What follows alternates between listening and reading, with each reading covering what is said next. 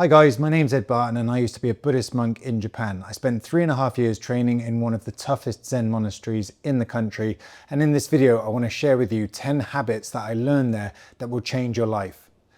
The first habit is to wake up early. The traditional wake up time in a Zen monastery in Japan is around 3 o'clock. In our monastery, the latest time you could get up was 3:20, and some people would get up as early as 2 a.m. I'm not suggesting that you need to do that, but it's very beneficial to get up early and to get up at the same time every morning. First of all, it trains discipline because food, sleep, and sexual urges are three of the strongest animal instincts that we have. So if we can start getting up a little bit earlier each day, we're training against those animal instincts. And also it's very good for the brain. The brain and body likes to have this rhythm. So even on the weekends, it's good if you get up at the same time every day. Habit number 2 is daily cleaning. In a Japanese monastery, this is called Nitten Soji, and every morning we clean the inside of the monastery and the outside in the temple grounds, where we rake the gravel, rake the sand, sweep the leaves. This is very important because when you're cleaning, you're not just cleaning your external environment, you're also cleaning your mind. And as I'm sure you've noticed, when your room is a mess, you also feel messy internally. So it's very important at the start of each day, we wake up, we clean our external environment, and that helps us to purify and align our internal environment as well. Habit number 3 is to prioritize our breathing. And that might sound a little bit strange because breathing is a priority already because it keeps us alive, right? But the thing is, most of us are not breathing correctly, and I wasn't breathing correctly myself before I entered the monastery. In the Rinzai tradition in which I was ordained, there is a very big focus on breathing and breathing with the lower abdomen, which is called the tanden. And this is a form of diaphragmatic breathing. The reason it's so important is because it's very hard to calm down the mind with the mind. We have a much better chance of calming our mind if we use the body. And the best way to do that is to use the breath. So we exhale long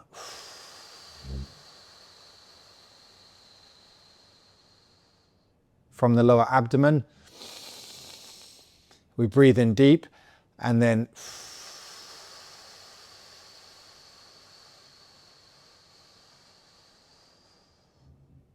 we exhale long again. Try this a few times immediately after watching this video and you will see how it brings your state of mind down into a much calmer place. So this is the foundation practice for all novices entering a Rinzai Zen monastery in Japan. And I spent the first 18 months in the monastery just working on my breathing, trying to extend the exhalation. Extending the exhalation is extremely important because the more we do that, the more we can access the parasympathetic nervous system. As you exhale, you relax. As you inhale, you become more excited. Your heart beats faster. As you exhale, your heart slows down. That's the parasympathetic nervous system. If we can learn to exhale longer and longer and longer, we get more and more relaxed, and then the mind becomes clearer and calmer and sharper.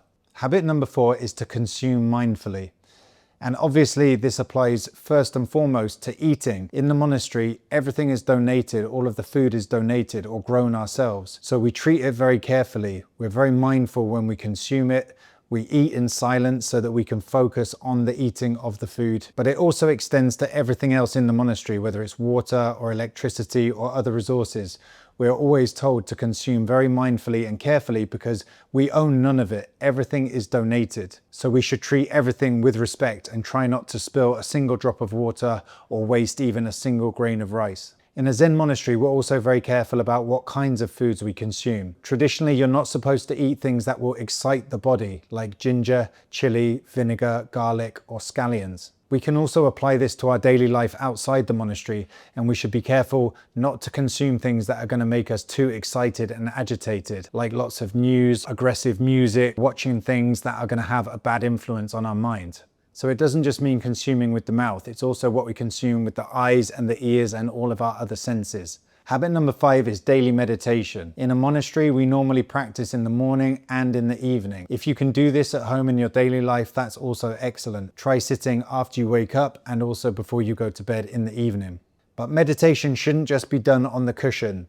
The idea within the monastery and within our Buddhist practice is that everything becomes meditation. So whether we're working on the computer, we're dropping the kids off at school, we're washing the dishes, cleaning the toilet, whatever we do, everything can become our practice and everything can become meditation. Habit number 6 is to embrace manual tasks. This could be mopping the floors, washing the dishes, cleaning the bathroom. In a traditional monastery, we don't use tools and gadgets to do these things. We don't have floor cleaners or dishwashers. We do everything by hand. And that's because we want to do these tasks for the practice, not just to get to the end goal. We're not just washing the dishes to have clean dishes. We're washing the dishes to wash the dishes and just be fully alive while we do that. Also, in the Rinzai tradition, we want to use our whole body as part of our practice. So when we mop the floor, we put a towel on the floor and we run that over the floorboards using our whole body. So whether you're washing the dishes, washing clothes, mowing the lawn, I'm not saying you have to go and do that by hand, but try to use your whole body and your mind to do it wholeheartedly and with all your focus.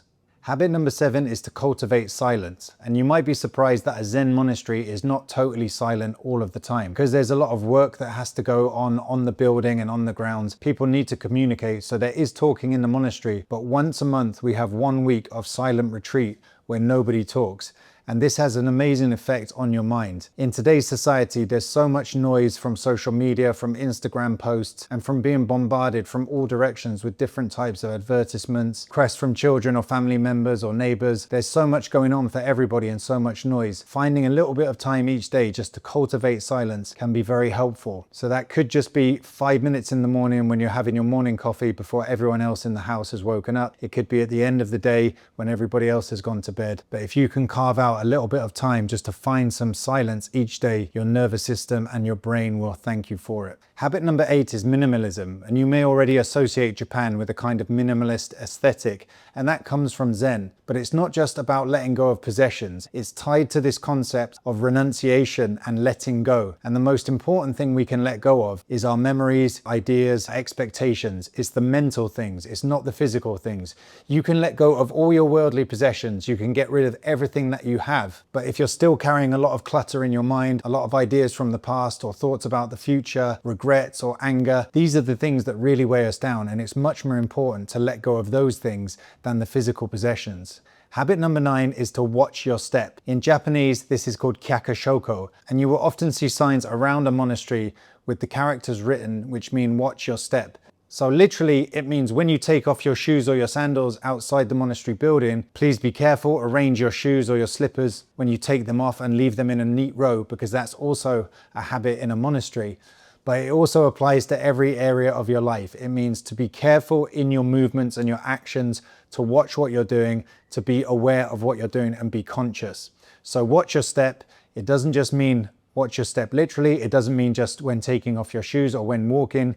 It's a state of mind which applies to all areas of your life. After this, maybe you can try applying kyakashoko and try to watch your step. Habit number 10 is to serve others. And some people might think that Buddhist monks are selfish because they go off to the monastery, they spend all this time working on their meditation, working on their own minds. But the idea is that by polishing our own state of mind, that then has a ripple out effect and can benefit all people around you. So the idea of Zen training is that we want to improve the world, and we can only do that by improving ourselves, clearing our own mind, and hopefully that will then help all people around us, and then in the neighborhood, in the wider society, in the country, and hopefully worldwide. So these are 10 habits which have changed my life, and I hope they'll have a big effect on you too. Please leave a comment below. I would love to hear what you think, and let me know if there's anything else about Zen training or Zen Buddhism which you would like me to talk about in future videos.